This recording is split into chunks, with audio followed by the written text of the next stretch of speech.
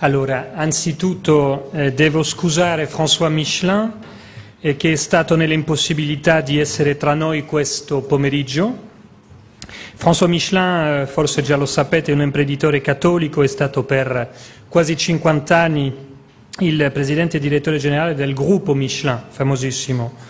Il suo gruppo, questo lo dico fra parentesi, il suo gruppo è largamente azionario del gruppo editoriale di cui faccio parte io a Roma, come direttore dell'agenzia stampa francese I-Media, che è specializzata nell'attualità della Santa Sede. Quindi do lettura della meditazione che lui, come membro di una famiglia di imprenditori, è una meditazione che ci ha mandato per questa nostra conferenza. Ci parla in francese di famiglia e impresa. La question du rapport entre famille et entreprise. Cette question a été posée par Dieu à l'humanité dès le début de la Genèse. Que dit en effet Dieu à l'homme et à la femme, créés à son image et à sa ressemblance? Il dit « Croissez, multipliez-vous ». La voilà la famille domestique, la voilà la famille humaine. Il dit ensuite « Dominez la terre et soumettez-la. La voilà l'entreprise dans ce qu'elle a d'essentiel, de véritablement beau, sous toutes les latitudes et quelle que soit sa taille. Dominer, c'est-à-dire comme le dominus, le maître de la moisson, le maître de la maison, pardon, qui a pour mission de la construire, de la gérer. Soumettez-la, cela veut dire découvrez le secret de la nature et de la matière avec tout le respect que porte le maître de la maison à tout ce dont il a la charge, en bon père de famille justement. On peut dire que Dieu nous a conçus entrepreneurs et l'acte de l'entrepreneur, c'est l'entreprise. Ce lien de grâce d'une unique mission a été vicié par la faute originelle.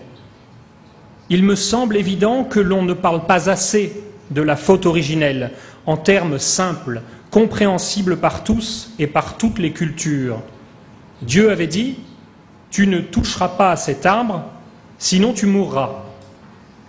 Cette mort, c'est le refus de l'amour de Dieu. Ainsi, l'homme se coupe de sa source.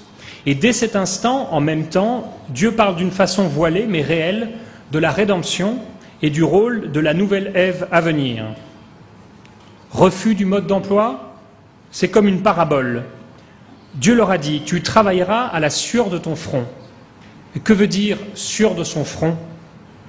Ayant refusé le mode d'emploi indiqué par Dieu, il leur a fallu péniblement, en humiliant leur orgueil au contact de la réalité de l'être humain et des choses, redécouvrir les lois de la vie en société et des lois de la matière, chemin d'humilité et de salut.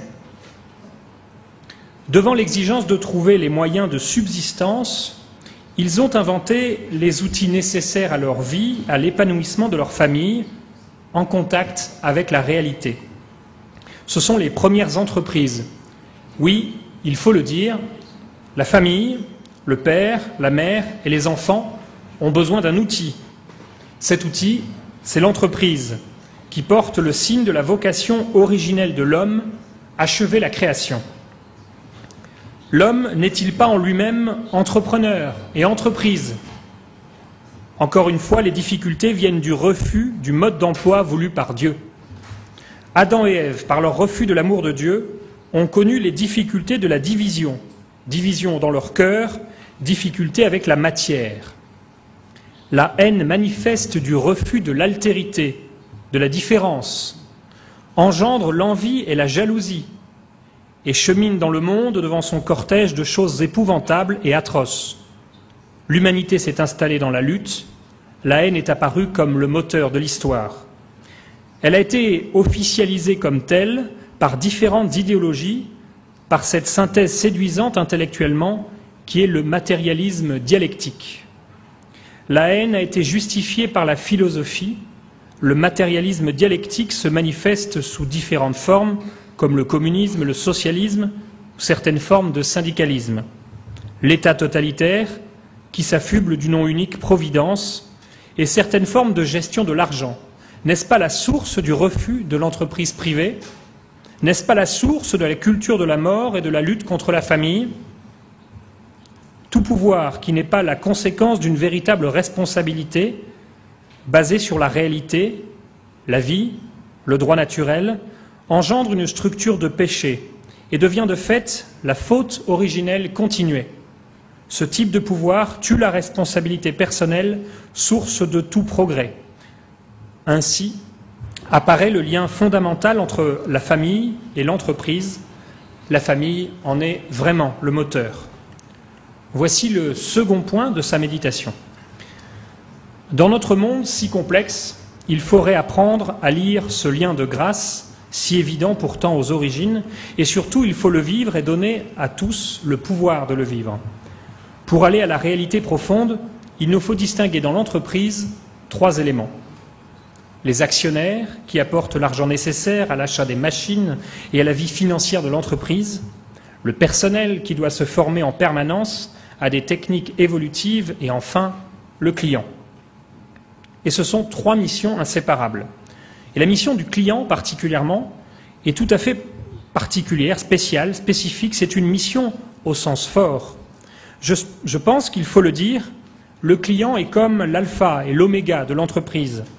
C'est ma façon de dire que c'est l'homme concret, avec toute sa vie personnelle, familiale, qui est au cœur de l'entreprise, c'est-à-dire à son origine et comme sa finalité.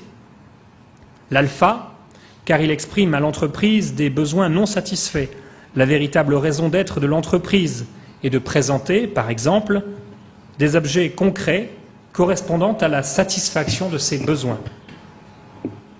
Mais aussi comme l'oméga, en achetant, s'ils lui conviennent, les produits que l'entreprise fournit, le client apporte le salaire au personnel de l'entreprise. Ce que nous ne remarquons pas assez, c'est que chacun paie une partie de son propre salaire par son acte d'achat. Ainsi, par exemple, une personne qui travaille dans une centrale d'électricité, lorsqu'elle achète un produit, participe, d'une façon petite, mais réelle, à la réalisation de son propre salaire. Tout produit, en effet, contient de l'électricité pour sa fabrication. Cette constatation, apparemment accessoire, a une valeur essentielle dans le sujet qui nous occupe. De là naît cette communion d'intérêts qui ne fonctionne que si actionnaires et employés pensent au service des personnes, qui ne sont pas des ressources humaines, mais des êtres, devenant ce qu'ils sont au contact avec les autres personnes et avec la réalité. Ainsi se réalise « Devenez ce que vous êtes », expression de la dignité de l'homme. Or, ces personnes, quelles sont-elles? Elles sont à la fois membres d'une famille et membres de l'entreprise. Je n'ai donc pas voulu parler ici du client comme d'une simple notion économique. Il s'agit ici de souligner cette identité entre producteur et client, identité que nous pouvons déchiffrer dans la vie de tous les jours, pour peu que nous la regardions avec des yeux pleins de bon sens, c'est-à-dire en cherchant à trouver l'origine, la cause qui conduit à la finalité. Alors on retrouve avec surprise l'unité de la mission, confiée dès l'origine à l'homme et à la femme, à l'image de Dieu. Croissez, multipliez-vous. La famille, dominez la terre, soumettez-la, et ainsi révèle sa finalité, l'entreprise participante à l'achèvement de sa création.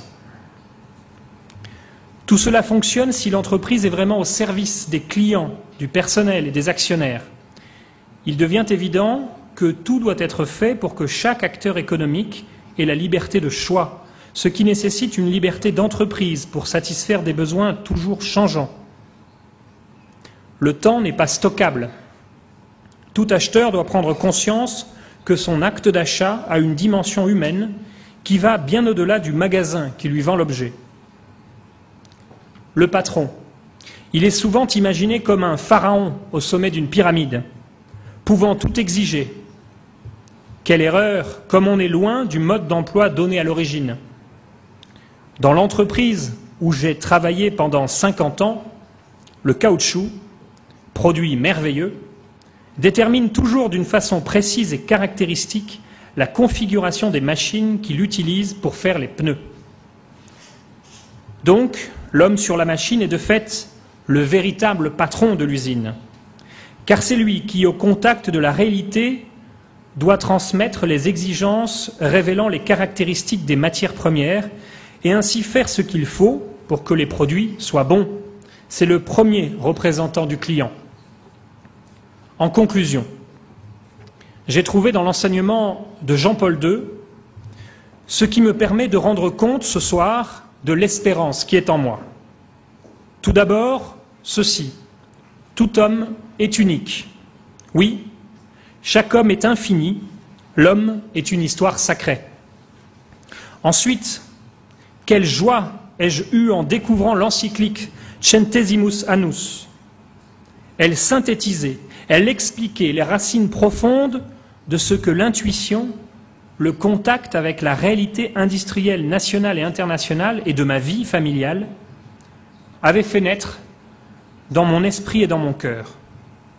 Le second élément est repris à Gaudium et Spes. Les divisions entre les hommes viennent de ce que l'homme est divisé en lui-même.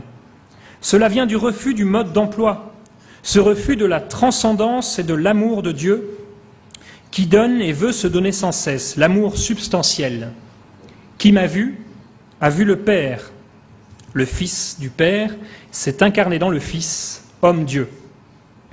Et comme dit enfin le Siracide, les artisans soutiennent la création. Sans eux, les villes ne seraient pas construites. On ne les voit pas sur la place publique. Et leurs prières ont pour objet les affaires de leur famille et de leur métier. C'était la prière du charpentier de Nazareth. Le Christ faisait vivre sa famille. Le Christ, véritable entrepreneur, accomplissait l'œuvre du Père. Il était responsable des personnes humaines qui sont les clients et les ouvriers et l'utilisation du bois et des matières premières. Le bois, entre ses mains, accomplissait son sacerdoce royal. Il participait, entre les mains du Christ, à l'achèvement de la création. Ainsi va de toute activité humaine.